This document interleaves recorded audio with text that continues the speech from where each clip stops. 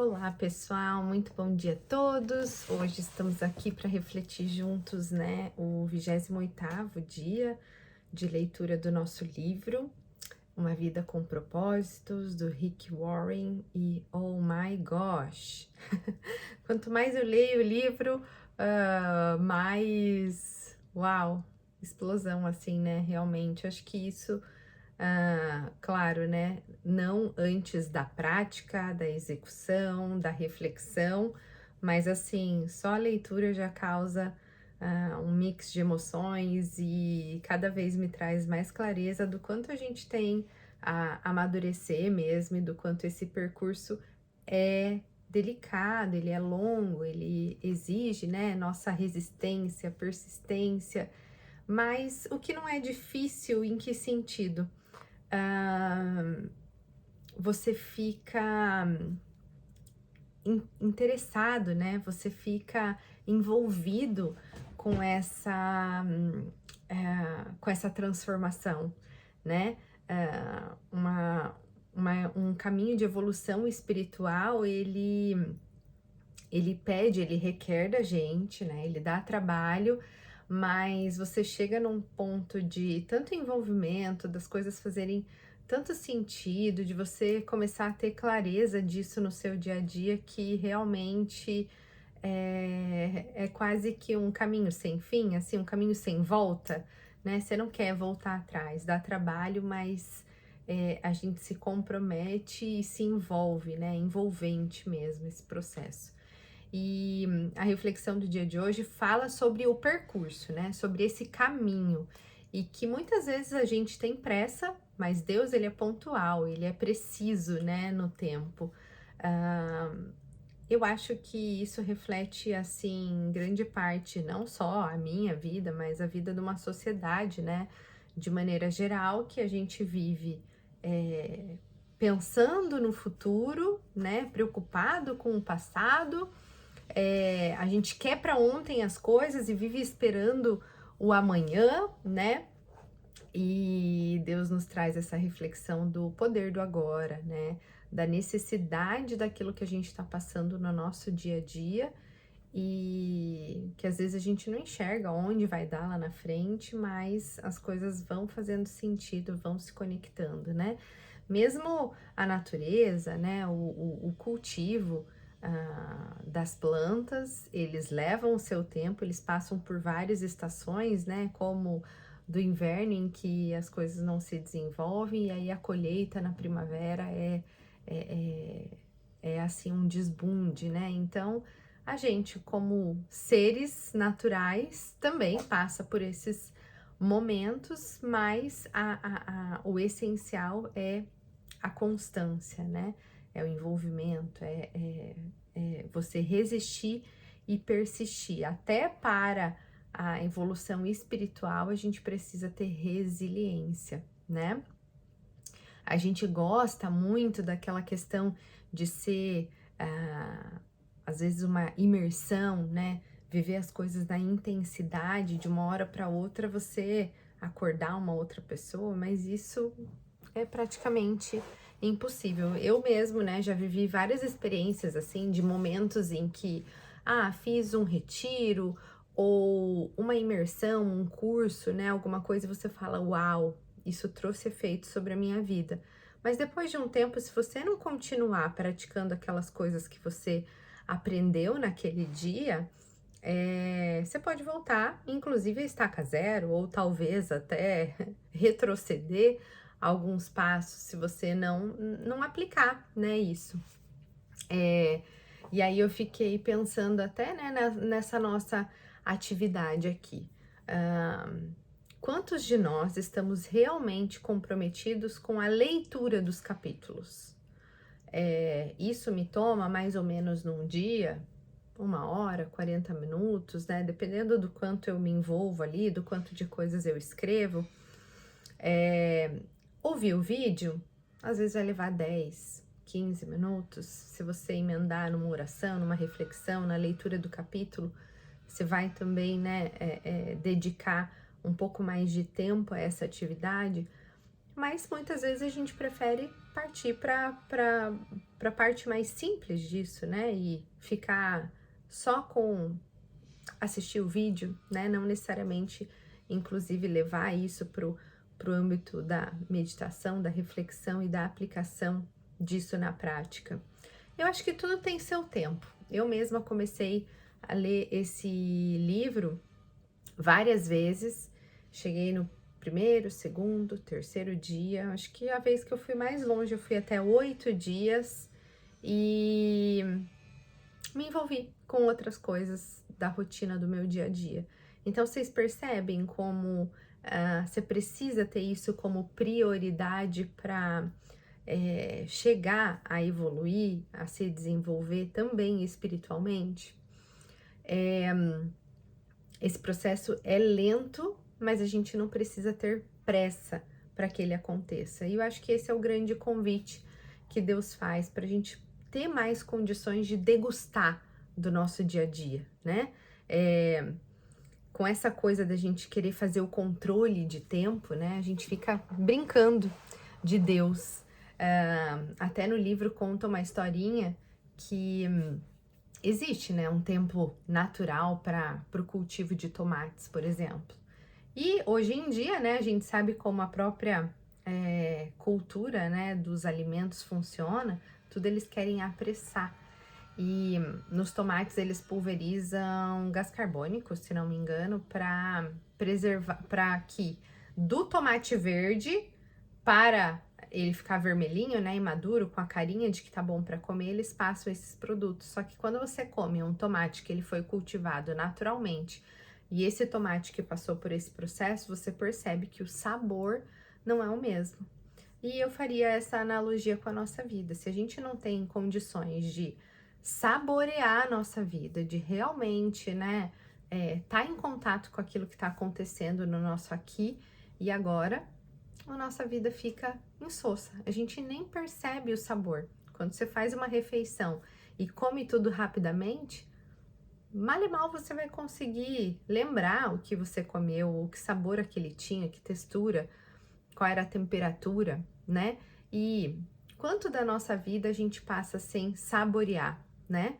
Se a nossa atenção tá no que vai acontecer lá pra frente, a gente não tem condições de sentir o sabor da nossa vida no aqui e agora. Às vezes, em contato com as pessoas, a gente pouco partilha de uma conversa, a gente não tá observando, né, a cena que tá acontecendo, tá olhando para alguma outra coisa, tá olhando para um outro foco.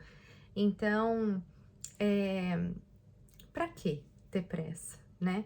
Eu acho que essa é a grande raiz da ansiedade. Não é só a questão, né, eu não sei em que momento aqui, eu até anotei assim, muitas vezes eu me sinto lenta. Mas, será que é só uma questão de ser lenta? Ou será que é ter pressa para que as coisas aconteçam? E aí eu anotei aqui que é isso a semente da ansiedade. E que a cura está em a gente perceber que Deus quer que a gente aproveite melhor o nosso momento presente, que a gente observe aquilo que está acontecendo, participando e se envolvendo muito mais com isso. E aí isso me fez lembrar também do consultório. A grande maioria das queixas das pessoas com ansiedade advinham desse mal-estar que viver nessa situação de ansiedade produz, né?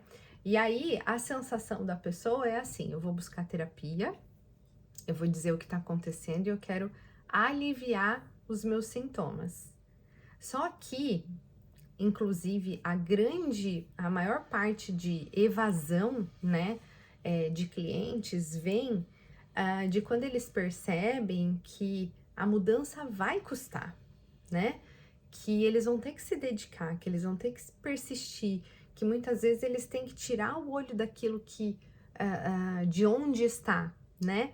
E quando isso começa a custar, a gente tende a desistir, né? E a Bíblia realmente, assim, né, muito completa. Tem uma teoria que eu estudei, uma prática, né, de psicologia que chama assim, terapia de aceitação e compromisso. Então, no início, né, e ao longo do processo, você vai trabalhando esse processo da pessoa entender, né, o que ela tá passando, o que ela tá sentindo, o que fez ela chegar, né, nesse ponto. De novo, né, acho que com conexão com o que a gente falou na reflexão passada, né, de olhar as verdades, de colocar luz naquilo que a gente precisa humildemente aceitar, né, que tem. E o segundo passo é você assumir um compromisso com isso, é você dar um passo a mais, é você fazer as tuas coisas se tornarem um hábito, é você mudar o seu caráter. E isso tudo não tem como você conquistar se você não adquirir isso como um estilo de vida, né? Quantas vezes a gente inicia dietas, atividade física e facilmente esse hábito é quebrado. Então, eu não posso dizer que eu sou uma pessoa que me alimenta de maneira saudável ou que não sou sedentário se eu não pratico isso com seriedade, né? Com afinco. Então, realmente é sempre muito mais difícil você escrever o livro ou você aplicar, né, aquilo que você aprendeu no livro, no curso ou diante de uma dieta do que você participar dela, né, entender como ela funciona. E então, me perguntem, será que se eu vou para um terapeuta com o objetivo de aliviar meus sintomas e a partir do momento que eu só entendo e acolho a minha dor, isso tá resolvido? Isso pode até diminuir meus sintomas momentaneamente, mas isso vai ser algo que vai realmente refletir na minha evolução, na minha transformação, na minha mudança? Não. Então, a fé nos faz esse mesmo convite, né? Da gente persistir no nosso caminho de evolução, da gente entender que as coisas levam tempo. Dizia também assim, um cogumelo, ele pode nascer da noite para o dia, né? E ser consumado e cumprir com a missão dele, mas se é para você ser uma sequoia, isso pode levar 100 anos, né? E o exemplo da vida de Moisés é isso. Ele passou por uma preparação de 80 anos e 40 anos somente no deserto. Vocês já se imaginaram? Bom, eu nem vivi 40 anos ainda e só o preparo de Moisés, metade da parte do preparo dele foi passando 40 anos no deserto. Eu comecei a me imaginar nessa situação e fiquei pensando, para que essa pressa, né? O que eu entendo como um preparo de Deus, né? E digo mais ainda, não é nem o preparo, né? Enquanto você está sendo preparado, você está vivendo, você está cumprindo sua missão, você está conquistando objetivos, você está tocando a vida das pessoas, você está constituindo família, você está fazendo coisas tão importantes que às vezes aos nossos olhos estão sendo diminuídas porque eu estou olhando para alguma outra coisa, né? Então, isso me faz refletir muito sobre os questionamentos que eu faço para mim mesma, sobre as cobranças, sobre prazos, enfim.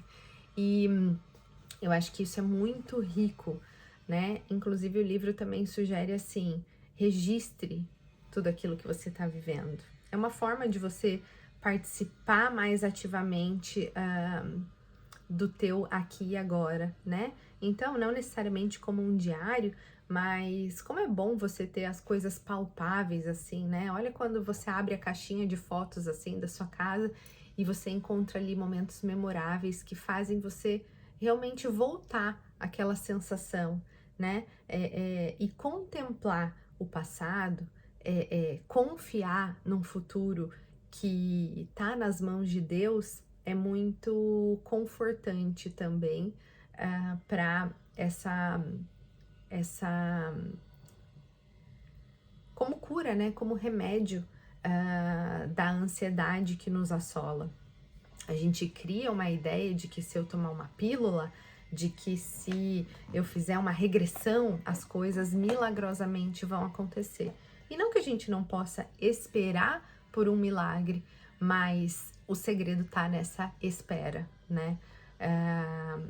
E com certeza a probabilidade de milagres acontecerem quando você tá atento ao processo e conectado com essa tua transformação, as chances aumentam ainda mais.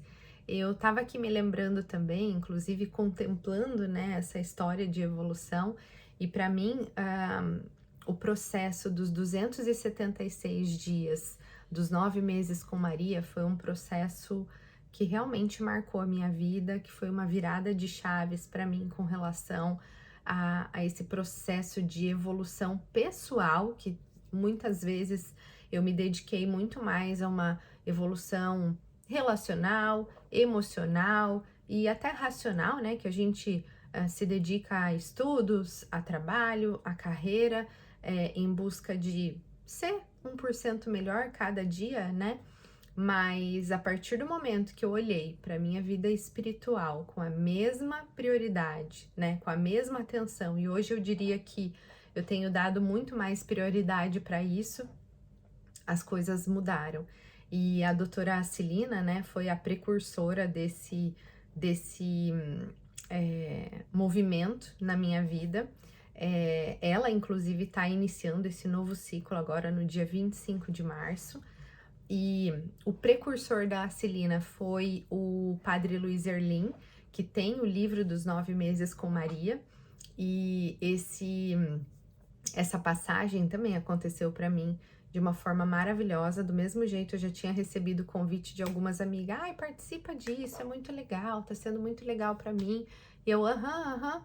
Aí eu ouvia um áudio, ouvia outro e não gerava, né, consistência, persistência, eu desistia no meio do caminho até o dia que eu peguei o livro. De que forma? A minha filha estava brincando na casa da minha sogra e veio com o livro para mim. Eu nem imaginava que a minha sogra tinha esse livro e veio como um sinal de Deus para mim de, nossa, tá na hora de você olhar para isso. E naquele dia eu falei, eu vou fazer. Eu tava passando por uns momentos de dificuldade com ela tava bem ansiosa, bem nervosa, e eu comecei a fazer a novena por ela, e foi assim um divisor de águas na minha vida, foi o despertar espiritual para esse processo que a gente está vivenciando hoje, inclusive, né, de eu envolver mais pessoas, e não importa quantas pessoas, quando eu vejo a transformação que isso aconteceu na minha vida, né, eu penso, uma vale, e parece uma dedicação tão pequenininha, né, mas eu acredito realmente que quanto mais pessoas se envolverem nesses projetos, melhor. E aí eu convido você para, seja através do Padre Luiz Erlim, eu sei que tem outros padres maravilhosos, agora me fugiu o nome dele aqui, mas eu sei que outras pessoas que estão comigo nesse projeto acompanham, né, esse 9 meses com Maria, podem indicar aqui nos comentários, colocar os links, enfim, para que a gente possa engajar mais pessoas nesses projetos. E aqui no meu canal vocês também podem encontrar os links da novena do ano passado, dos 9 meses com Maria, que vem da anunciação do anjo, né, e a concepção de Maria, até o Natal, do nascimento do menino Jesus. A gente vivencia o gestar o Cristo em si. Então, é basicamente uma atividade como essa que a gente está fazendo de 40 dias, mas ela dura o período de uma gestação, e isso é muito simbólico, assim, né? De realmente a gente virar um novo ser, né? Ter a possibilidade de ter nova vida. E muitas pessoas dedicam, né, esses 9 meses, né? No meu caso, por exemplo, que eu quis fazer com a minha filha, é como se eu gestasse ela novamente. Mas eu vou dizer que naturalmente, né, isso afetou a vida dela, mas antes dela renascer, eu renasci vivenciando esse projeto. Então eu convido vocês a, não necessariamente, né, já, mas se vocês quiserem conciliar um projeto com o outro, estão super convidados. Se permitam iniciar os processos de vocês, eu tenho certeza que a vida vai conduzindo para aquele degrau que a gente precisa subir, né? Qual é o next step? Estando aberto para isso, naturalmente essas coisas aparecem, podem confiar, mas eu queria registrar aqui, né, que tá quase iniciando esse novo ciclo, que inicia no dia 25 de março e termina dia 25 de dezembro. Então, pelo meu canal, vocês podem buscar desde o primeiro dia de reflexão até o último, que vocês vão encontrar. E também sugiro que vocês conheçam o trabalho da irmã Zélia, da doutora Celina, do padre Luiz Erlim, e eu acho que o outro padre é padre Fábio. Ai, esqueci. Mas eu vou buscar essa informação e vou deixar a sugestão de link aí na descrição desse vídeo. Fiquem todos com Deus, um grande beijo com muito carinho, Simone.